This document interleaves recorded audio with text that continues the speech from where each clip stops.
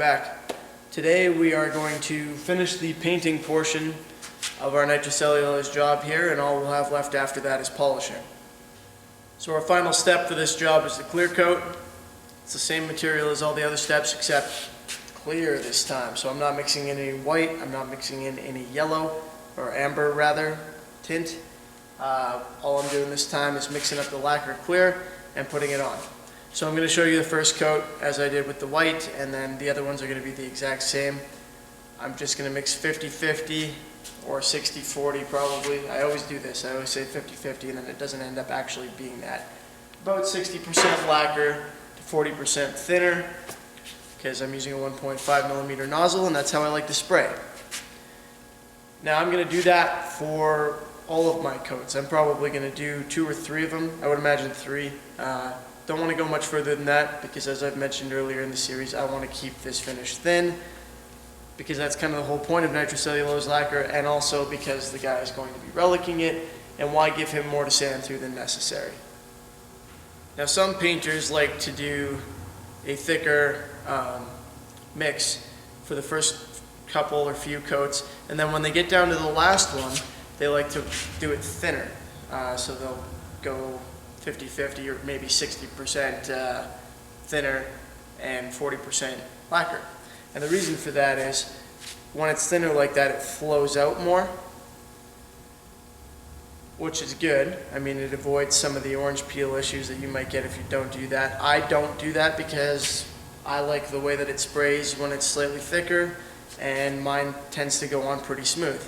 If you're having trouble, it might be worthwhile to do it thinner for the last coat. However, keep in mind that if you spray it too heavy, it'll run faster. So it's kind of a balance. It's more difficult to spray it when it's thinner like that, so it might not be worth it. So really that's about all the explaining that there is to do for this. I'll bring you in closer now and you can watch me mix it real quick, and then we'll get down to the spraying.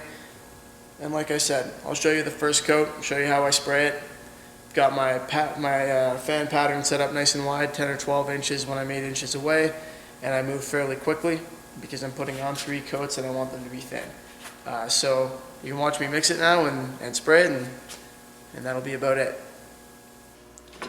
This board over here, by the way, I've been spraying as we've gone.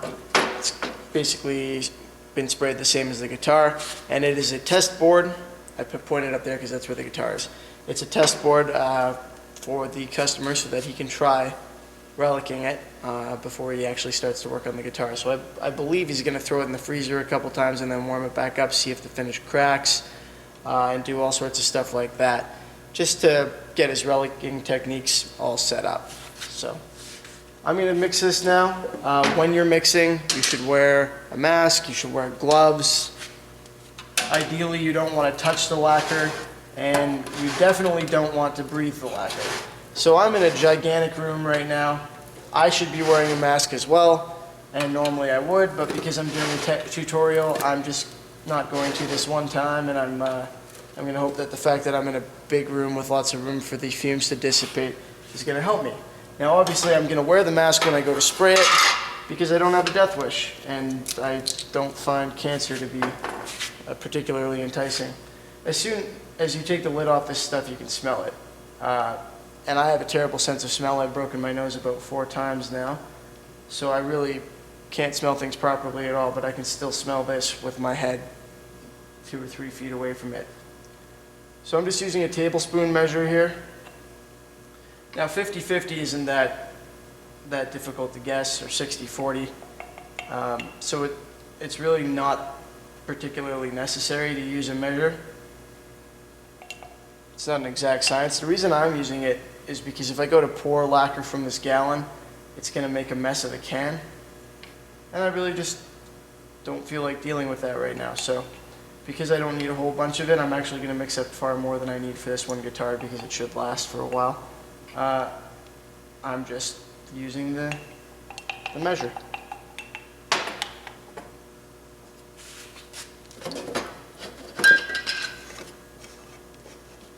Now I'm dripping lacquer all over the place. That's fun.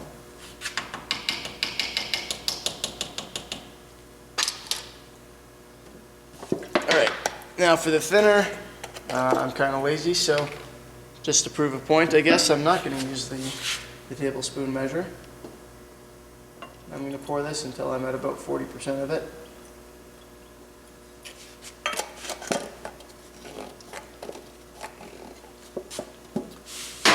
Now I could just seal up this jar and shake it, but what I should do is go get the popsicle stick that I completely forgot to bring over here. Alright, here we go. So I'm just going to give this a quick stir. All looks good.